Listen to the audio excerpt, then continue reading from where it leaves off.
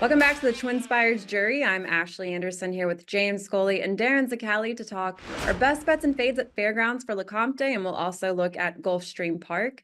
James, it's good to have you back from vacation. You missed an interesting jury last week with Blaze filling in for you.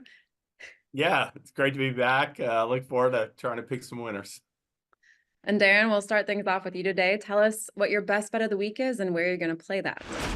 Yeah, I'm gonna head to Gulfstream Park on Saturday. They've got a competitive field in race number 7, which is a maiden special weight for 3-year-olds. And there's a horse that I've actually had in my stable mail that I've been waiting to bet back, and he's been on the sideline since October in the form of Live to Ride.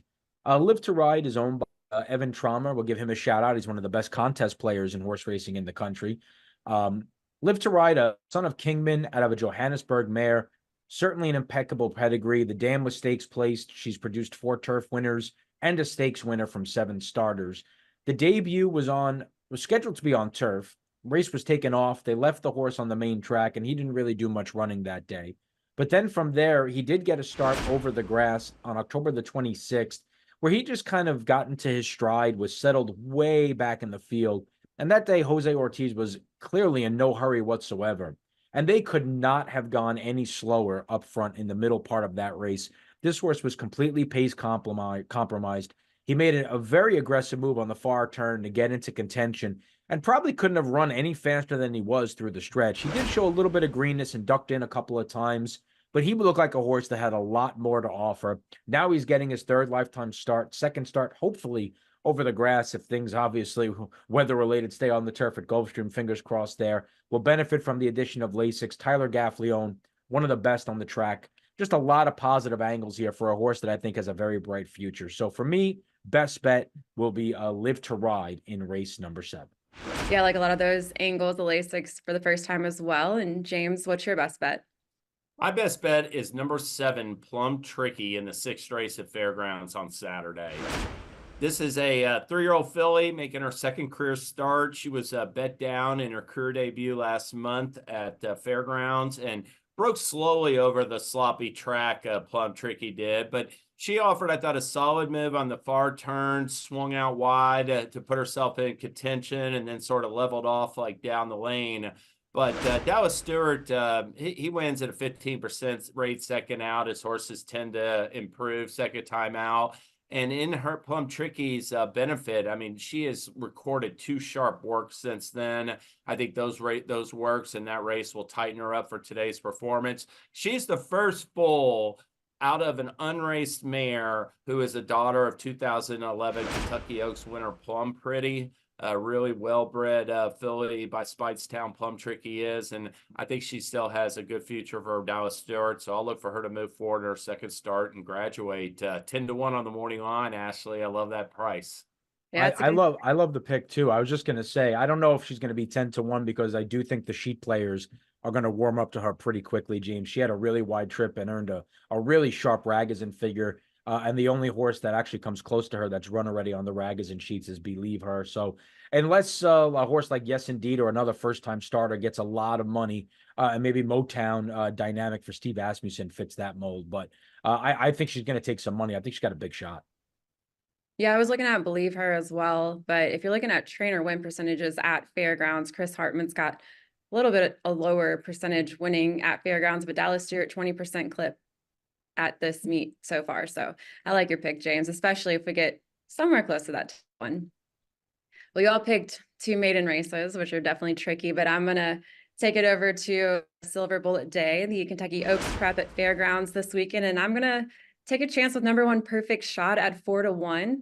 The winner of this race will get 20 points toward the Oaks leaderboard. And I know a lot of money is going to come in on West Omaha, 2-1 on the morning line, just finished 2nd to her stablemate in the Untappable. But I like Perfect Shot here, moving up in class off a maiden win. And it did take 3 tries for Perfect Shot to break her maiden, but she started out at 7 furlongs, finished 4th, then was 2nd when stretching out to a mile, and then stretched out to 1 1/16 of a mile and was able to reach the winner's circle. So I like her here at this distance of 1 mile and 70 yards, and her Bristnet speed figures have been improving with each start. She's coming off a nearly 2-month layoff for Steve Asmussen. So if you're looking for a better price, I don't think you're going to get a good price at all on West Omaha.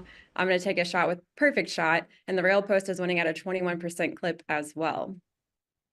I Yeah. like it. I like Perfect Shot's chances. I think she's a progressing gun runner filly for Steve Asmussen, and I really liked her maiden win last time. Yeah, I'm a little bit against West Omaha. I just didn't like that runner-up effort off of that easy wire-to-wire maiden win. The wild card in this Silver Bowl day is the Oklahoma-bred Miss Code West, because she ran nearly a second faster than Otto the Conqueror, who won the Springboard Mile on the same card. So I do like the Perfect Shot pick, though, 4-1. She won't be the favorite, and I think she does have a big upside, like I said. What about you, Darin? Are you going to fade West Omaha? Yeah, I like your pick as well. I totally agree with James's sentiments as well. Miss Code West is the wild card in there. She's run some fast races. I think the bottom side of her pedigree, she's out of a Kipling mare, and I think Kipling might have been by Kelly Kipp, if I remember correctly. I think so. Yeah. Richard So Dutro, maybe, or something. yeah, so that's a real throwback New York pedigree with Kelly Kipp on the bottom, I believe. But no, Perfect Shot. I really like the last effort at Churchill. I love horse coming out of the races that day at Churchill Downs as well. There's some pace signed on here. She should work out a good inside out trip. I don't think West Omaha is a cinch in this spot at all. And Sistina Chapel really didn't throw me in the untappable either. And I think you could probably do better than her in here also. All right, so looks like we're all fading West Omaha. Let's talk about the other horses we're fading at a short price. James, who do you have? Well, number one, Chasing the Crown, is the 3-1 morning line favorite in race 7 at Fairgrounds on Saturday, and that's going to be my best fade of the weekend.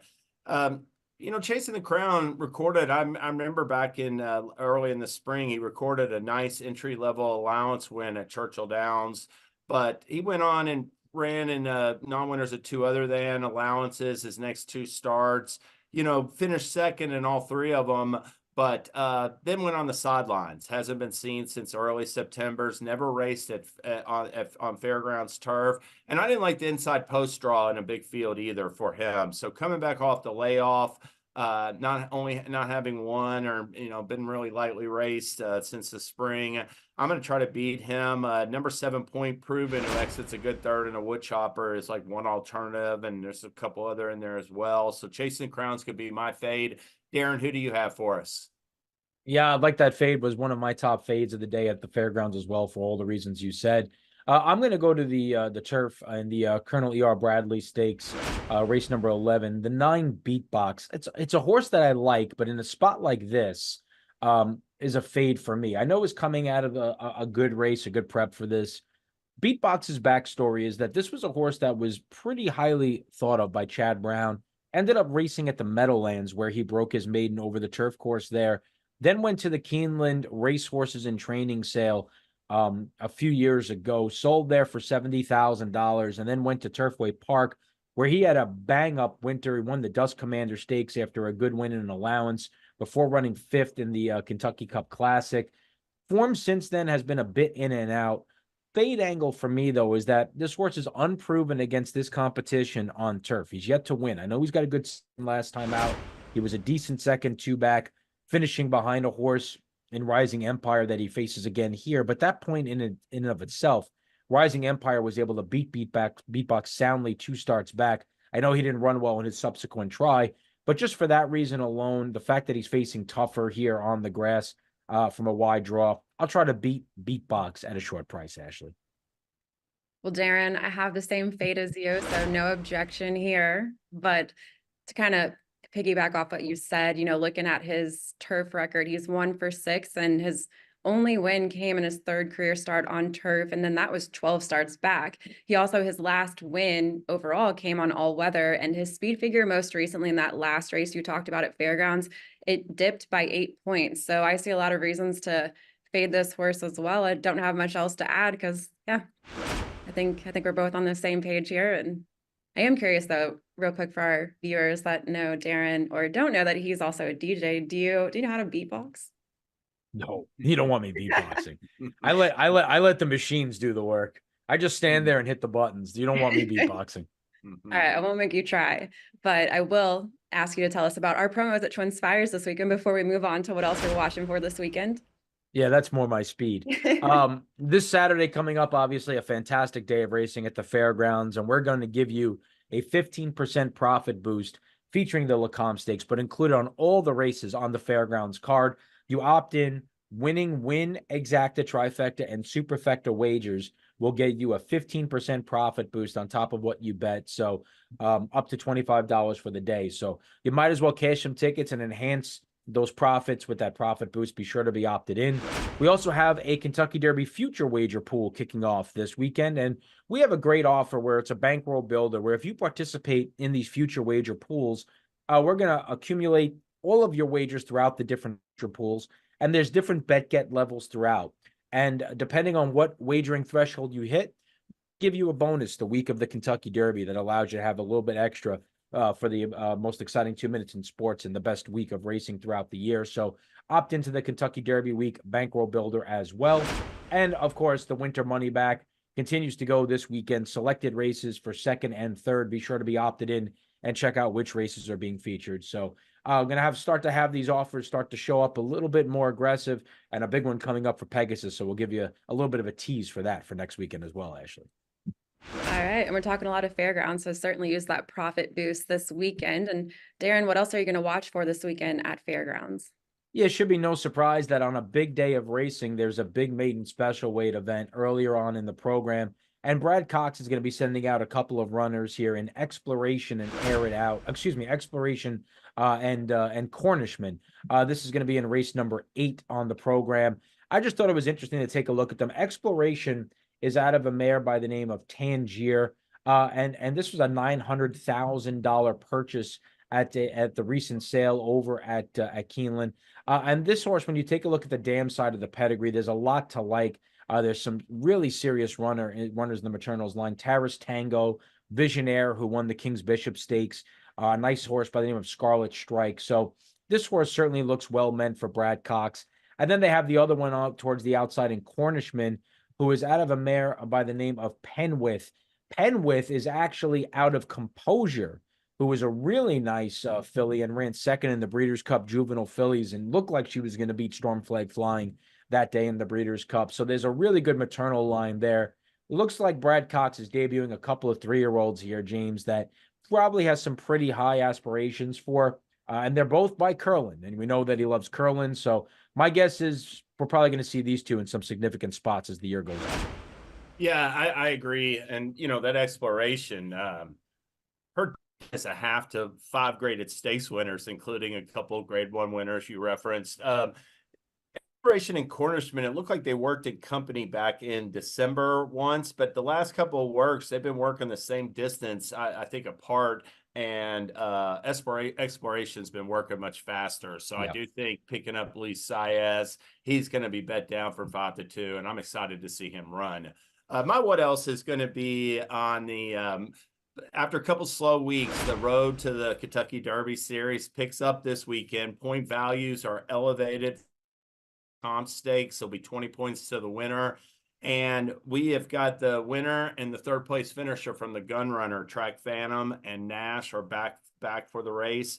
Track Phantom's pegged 9-5 morning line favorite, but I think Nash, who was 1-2 last time, will actually probably be the public's betting choice. He's drawn to the inside of Track Phantom, and after utilizing stalking tactics last time, I expect Nash to show high speed from the gate and Track Phantom to be sitting in up close second, tracking him.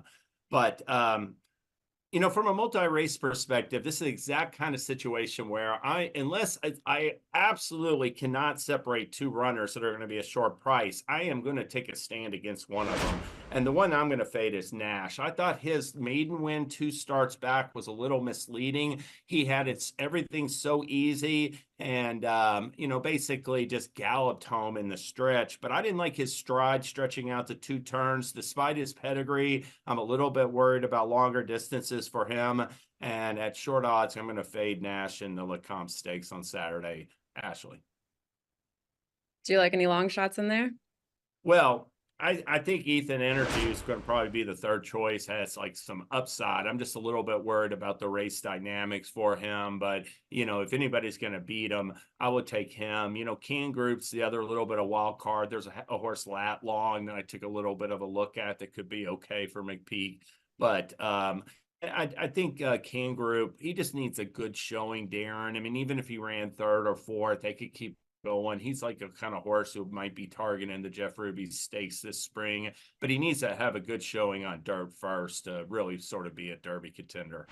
Yeah, don't really know what to do with him yet because when it comes to dirt, obviously Good Samaritan did his best running on turf, but he's actually been known to actually produce some decent dirt runners. The debut was 5 furlongs going over a sloppy sealed track, so we're really not going to make too much of that in terms of his prospects going long on dirt.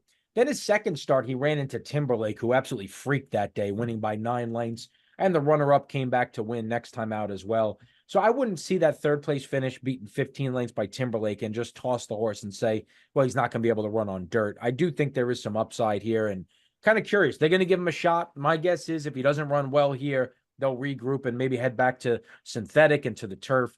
But I think Can Group, is one that you need to pay attention to because I wouldn't use either of those 2 dirt starts to make a decision that he can't run on dirt yet. Depending on the pace setup, Track Phantom and Nash both are going to be those early pace setter types. So we could see a late runner. Ethan Energy could be one of those late runners, and Can Group as well as a closer. So we'll see what happens.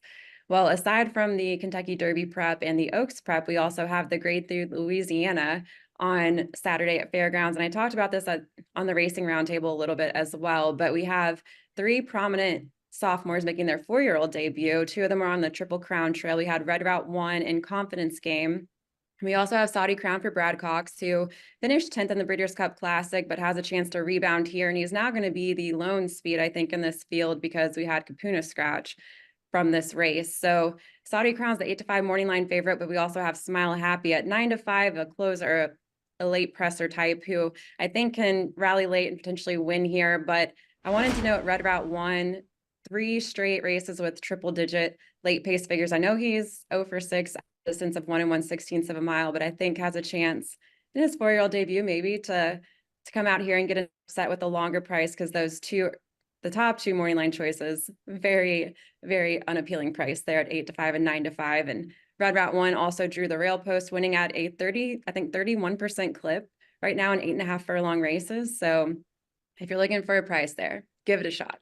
I'll be shocked if Saudi Crown isn't odds on. I think it's going to take all the lion's share of the money, and there'll be a gap between him and Smile Happy, even though they're like one peg apart on the morning line.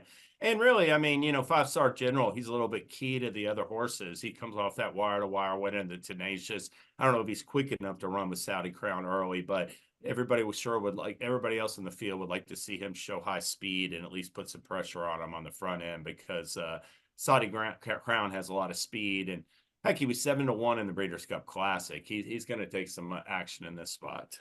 Yeah, I would have thought Saudi Crown more like 6-5 and Smile Happy 5-2-ish. But the one thing with Saudi Crown is he is going to get pressure from 5-star General, and the fairground stretch is awfully long, and it takes a long time to get to the wire, even in the shortened stretch at 1 1/16. I probably would like Red Route 1 better if he had the full length of the stretch there, without the abbreviated 16-pole finish. But this race really comes down to how much pressure 5-star General applies to Saudi Crown. If he's quick enough and pushes him along, something else can happen. But Saudi Crown just has a class edge over a lot of these. And if Smile Happy had a race coming into this, I might be a little bit more keen on him. Not really sold on him coming in off the layoff like this and running into a bit of a buzzsaw. Yeah, I really liked Saudi Crown last season and thought he had a chance maybe in that Breeders' Cup Classic for an upset. I mean, obviously he was 7-1 at post time, but yeah, just didn't really show up in the way I was expecting. I do think he's going to be really tough to beat here, but don't love that price at 8-5. And as you said, could probably take even more money. Happy American is the closer I would use. Looks like he's rounding back into form. He likes the fairgrounds. So well, he did win this race last year. Yeah, so. He won this race, and he got to step up against maybe tougher competition this year. But when he's on his game, he's good. All right, well, that's all the time we have today for the TwinSpires jury. Check out those promos at twinspires.com or the TwinSpires app, and we'll be back next Thursday with more best bets and faves.